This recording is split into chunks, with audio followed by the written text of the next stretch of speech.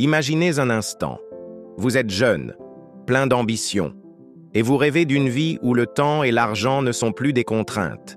Une vie où vous êtes le maître de votre destin, pas un simple rouage dans la machine. C'est exactement le voyage que je vous propose d'entreprendre aujourd'hui.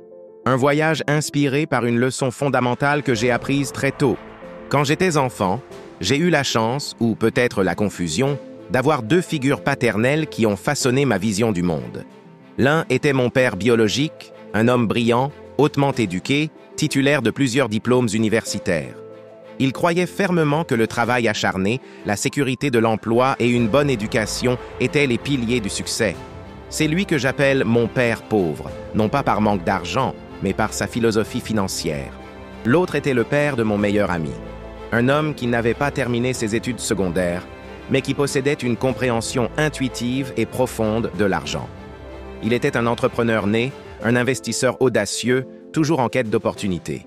C'était mon père riche. Deux hommes exceptionnels, chacun à sa manière, mais avec des philosophies radicalement opposées sur la manière d'atteindre la prospérité et la liberté.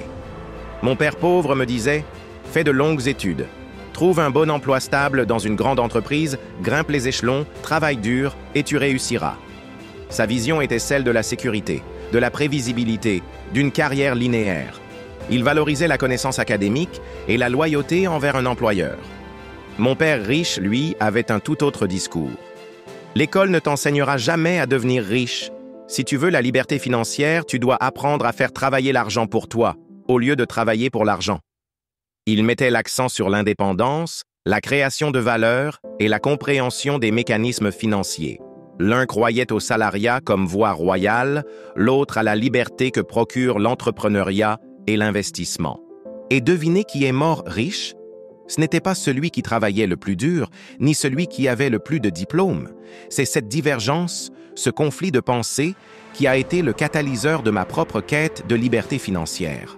C'est ce qui m'a poussé à remettre en question les vérités établies et à chercher ma propre voie. Je vais vous révéler une vérité qui peut être inconfortable, mais qui est absolument essentielle à comprendre.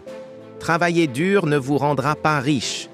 Si c'était le cas, les ouvriers du bâtiment, les infirmières dévouées, les enseignants passionnés, les employés les plus assidus seraient tous millionnaires.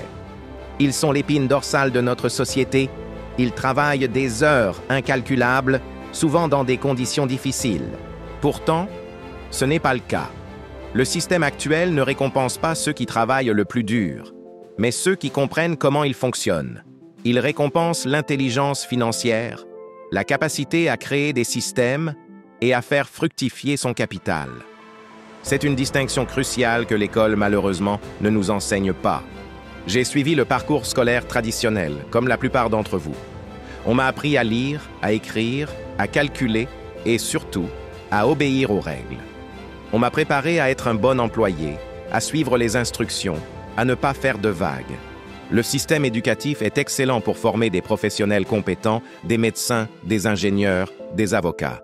Mais jamais, absolument jamais, on ne m'a appris à gérer l'argent. On ne m'a pas expliqué la différence fondamentale entre un actif et un passif. On m'a inculqué la peur de l'échec, l'aversion au risque, la recherche de la sécurité à tout prix. Pourtant, ceux qui évitent le risque à tout prix évitent aussi les récompenses les plus extraordinaires. Mon père riche m'a enseigné une leçon simple mais révolutionnaire. Si tu veux être libre, ne travaille pas pour de l'argent. Fais en sorte que l'argent travaille pour toi. C'est le pivot de toute intelligence financière. Si vous échangez votre temps contre de l'argent, vous êtes, par définition, prisonnier de cette équation. Et vous le resterez tant que vous ne changerez pas de paradigme. Vous travaillez pour payer votre loyer, vos factures, vos dettes. Vous attendez avec impatience le vendredi et vous redoutez le lundi. C'est ce que j'appelle la rat race, la course effrénée où l'on court sans jamais vraiment avancer. On vous a fait croire que c'était la norme, la vie adulte, que plus vous travailliez, plus vous méritiez de réussir. Mais ce n'est pas le mérite qui vous enrichit, c'est l'intelligence financière. Le travail acharné est une vertu, mais il ne suffit pas. Votre argent doit aussi travailler pour vous, sans relâche.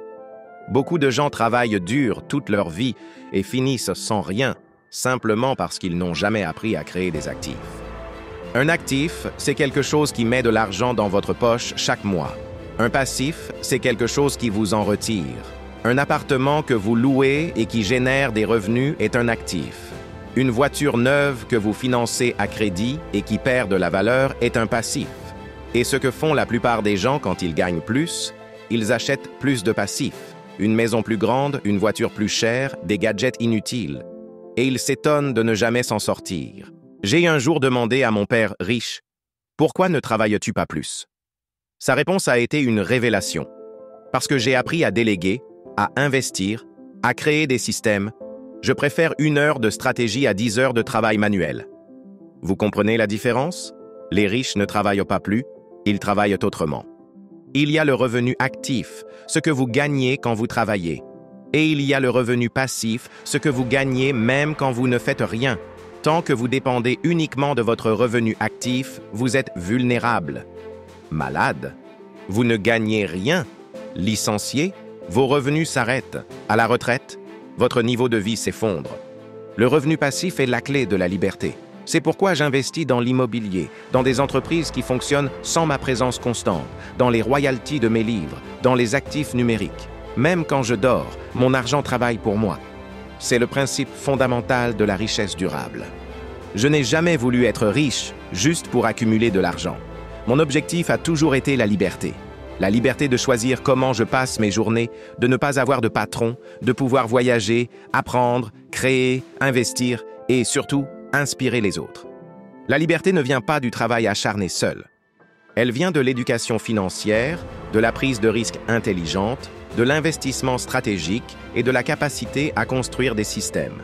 Si vous voulez sortir de la rat race, commencez par vous former. Lisez des livres sur la finance, l'entrepreneuriat, l'investissement. Lancez un projet, même petit. Apprenez à vendre, à négocier, à investir. Et par-dessus tout, construisez des actifs. Si je pouvais revenir en arrière et parler à mon moi de 20 ans, voici ce que je lui dirais avec force et conviction. Robert, ne te laisse pas piéger par l'illusion de la sécurité. Le vrai risque, c'est de vivre une vie qui ne t'appartient pas, de passer à côté de tes rêves par peur.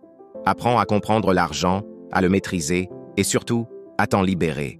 N'attends pas la retraite pour commencer à vivre la vie que tu désires. Travailler dur n'est pas mauvais, c'est même essentiel pour démarrer. Mais ce n'est pas suffisant pour atteindre la liberté. Si vous voulez être libre, apprenez à utiliser votre travail comme un tremplin vers autre chose, vers l'investissement, vers la création d'actifs, vers la liberté. N'attendez pas que l'école ou votre employeur vous apprenne tout cela. L'école forme des employés, pas des entrepreneurs, pas des investisseurs. Vous voulez être riche? Commencez par penser différemment.